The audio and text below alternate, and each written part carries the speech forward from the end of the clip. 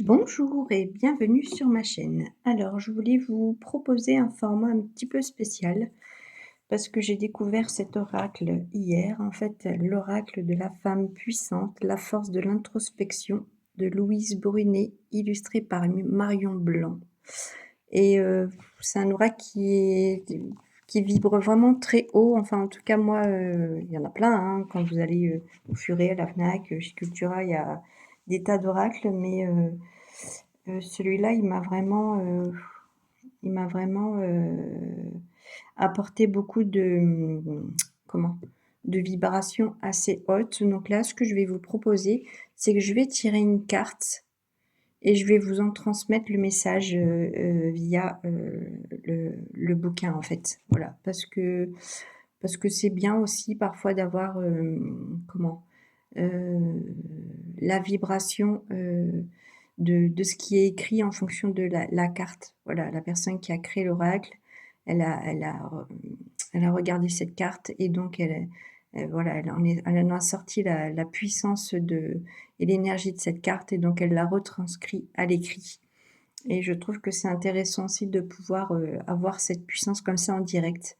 Voilà, parce que moi je vous transmets aussi, ma canalisation et l'énergie que je ressens de la carte, mais voilà, là, on sera vraiment sur une lecture pure. Alors, c'est parti. Ah, ce sera l'ambition.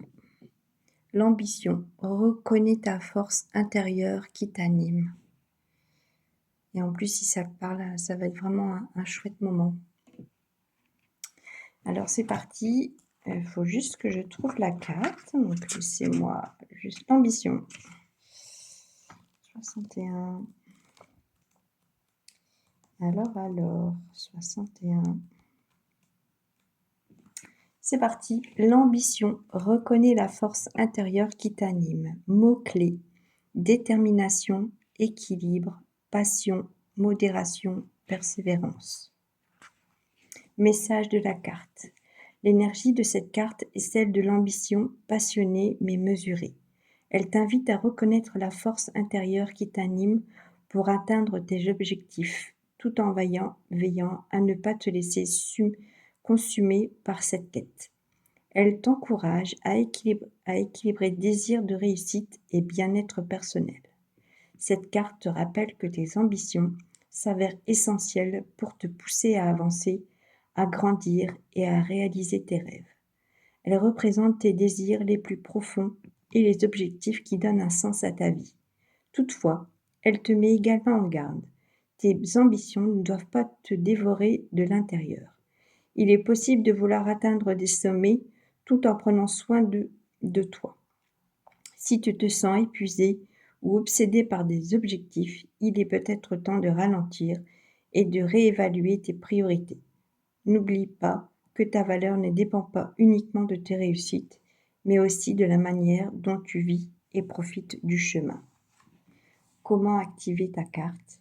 Pour cultiver tes ambitions saines, commence par définir clairement tes objectifs tout en restant à l'écoute de tes besoins et de tes limites. Fixe-toi des étapes réalistes et atteignables et ne sois pas trop dur avec toi-même. Si les résultats ne sont pas immédiats, garde en tête que l'échec fait partie du processus de réussite et qu'il est normal d'ajuster ton parcours.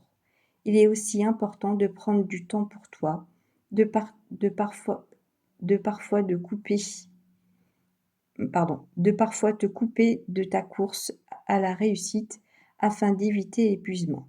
Enfin, demeure attentive ou attentif à à ce qui te motive réellement.